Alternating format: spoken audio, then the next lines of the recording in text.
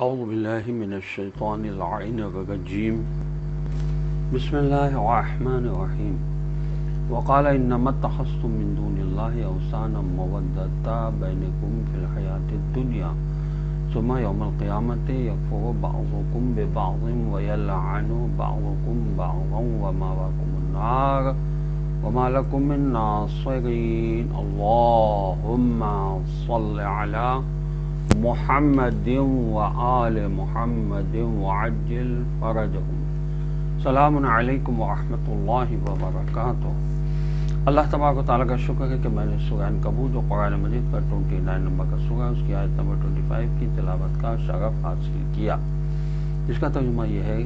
اور ابراہیم علیہ السلام نے یہ بھی کہا کہ تم نے دنیا کی زندگی میں تو اللہ کو چھوڑ کر بتوں کو اپنے درمیان محبت کا ذریعہ بنا لیا ہے، یعنی تم نے تو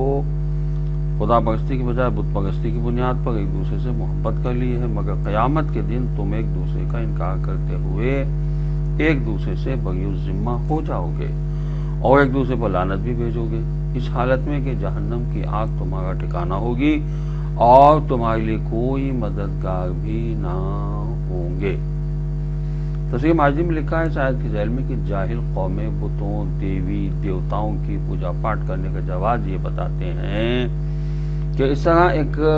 بت کو پوجنے کی وجہ سے ہم میں اجتماعی اتحاد اور ہم آہنگی قائم رہے گی، کیونکہ ہم سب ایک ہی دیوی دیوتا کے ماننے والے ہیں۔ حالانکہ کئی دیوتاؤں کی پوجا پاٹ تو خود انسانوں کو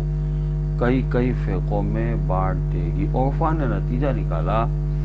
کہ قوم کا ایسا اتحاد جو دین کے فساد کا سبب ہو اس کا ترک کر دینا واجب ہے۔ یہ مرشد تھانوی صاحب نے لکھا ہے۔ حضرت امیر المومنین امام علی بن ابی طالب علیہ السلام سے روایت ہے کہ یہاں کفر و انکار سے مراد بری الذمہ ہونا ہوتا ہے۔ مطلب یہ ہے کہ قیامت کے دن یہ کافر اور حق منکر ایک دوسرے سے بری الذمہ ہونے کا اعلان کر دیں گے، ایک دوسرے سے علیحدگی اور لا تعلقی کا اعلان کریں گے۔ شیطان کو بھی اسی طرح کا قول خود قرآن میں موجود ہے کہ وہ آخرت میں کہے گا تم نے مجھے خدا کا شریک بنایا تھا، میں نے تو پہلے ہی اس کا شریک بننے سے انکار کر دیا تھا۔ یہ سورہ ابراہیم کی آیت نمبر 22 ہے۔ تو حضرت ابراہیم علیہ السلام بھی فرمائیں گے کفرنا بکم، یہ سورہ ممتحنہ کی آیت نمبر 4 ہے جو پارہ نمبر 28 میں، یعنی ہم تم سے بیزار بری الذمہ اور الگ ہیں۔ یہ تفسیر صافی میں لکھا ہوا ہے۔ حضرت ابراہیم علیہ السلام کے فرمانے کا مقصد یہ تھا کہ اے میری قوم والوں، تم نے بت پرستی کی بنیاد پر اپنی زندگی کی عمارت اٹھا لی ہے۔ یہ بنیاد دنیاوی زندگی تک تو تمہیں فائدہ پہنچا سکتی ہے کہ تم ایک قوم بن کر رہ سکتے ہو، کیونکہ دنیا میں تو کسی بھی عقیدے پر لوگ جمع ہو کر ایک ہو سکتے ہیں، چاہے وہ عقیدہ کتنا ہی احمقانہ ہو، البتہ اس عقیدے کی وجہ سے وہ ایک قوم ضرور بن سکتے ہیں اور معاشرتی فوائد بھی حاصل کر سکتے ہیں۔ یہ تفہیم القرآن میں علامہ مودودی صاحب نے لکھا ہے، مگر آخرت میں ان کی سیاسی اجتماعی وحدت ان کے کسی کام نہ آئے گی، کیونکہ ان کے اتحاد کی بنیادی غلط عقیدے پر ہے۔ خشت اول چون نہد میں ماں کج تا سوریا می غوت دیوا کج، جن کو خدا مان کر عبادت کی جاتی رہی تھی ان کی دو قسمیں ہیں، ایک بے جان مثلا چاند، سورج، آگ، ستارے وغیرہ، اور دوسرے وہ جو جاندار ہیں، ان میں اللہ کے برگزیدہ بھی ہیں، مثلا حضرت عزیر علیہ السلام، حضرت عیسیٰ علیہ السلام، حضرت امام علی علیہ السلام، اور بعض جاندار ایسے ہیں جو نہ حق پر ہیں نہ اللہ کے برگزیدہ ہیں، مثلا نمرود، شداد، فرعون وغیرہ۔ روز قیامت بے جان معبود تو اپنے ماننے والوں کے لیے ارمان اور پشیمانیوں کے عذاب میں اضافے کے سوا کچھ نہ کر سکیں گے، اور ناحق پیر و مرید ایک دوسرے سے بیزاری کا اعلان کر دیں گے اور دنیاوی محبتیں ختم ہو جائیں گی اور ایک دوسرے پر لعنت کا بازار گرم ہوگا۔ ناحق پیر اپنے مریدوں پر لعنت کریں گے اور مرید اپنے پیروں پر لعنت کریں گے، جیسا کہ آیت مجیدہ میں اس کا انکشاف صاف طور پر کیا گیا ہے، اور ان سب کا ٹھکانہ جہنم ہوگا۔ اب رہے وہ پیر جو خود حق پر تھے اور پروردگار عالم کے برگزیدہ تھے، ان سے پوچھا جائے گا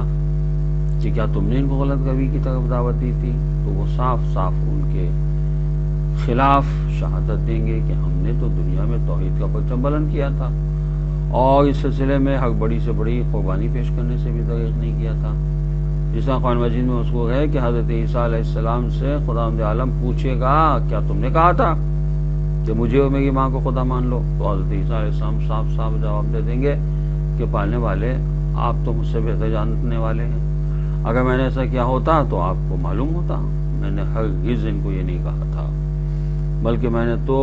صرف آپ کی توحید اور آپ کی عبادت کا پیغام دیا تھا۔ یہ سورہ مائدہ کی آیت 22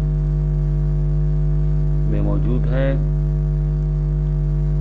11 سے لے کے 22 تک۔ باقی عقائد ان کے اپنے من گھڑت ہیں۔ تفسیر کا انوار میں جس میں لکھا ہے کہ اسی طرح حضرت عزیر علیہ السلام سے بھی پوچھا جائے گا تو وہ حضرت بھی بیداری ظاہر کریں گے۔ پھر اسی طرح حضرت امام علی بن ابی طالب علیہ السلام سے نصیریوں اور اسی قسم کا عقیدہ رکھنے والوں کے بارے میں پوچھا جائے گا تو آپ علیہ السلام بھی ان لوگوں سے بیداری کا اظہار کریں گے، جیسا کہ حضرت امام جعفر صادق علیہ السلام نے صاف طور پر فرمایا ہے جو لوگ ہمیں خالق و رازق مانتے ہیں ہم ان سے روز حشر اس طرح بیزار ہوں گے جس طرح حضرت عیسیٰ علیہ السلام نصرانیوں سے بیزاری اختیار کریں گے۔ السلام علیکم ورحمۃ اللہ وبرکاتہ۔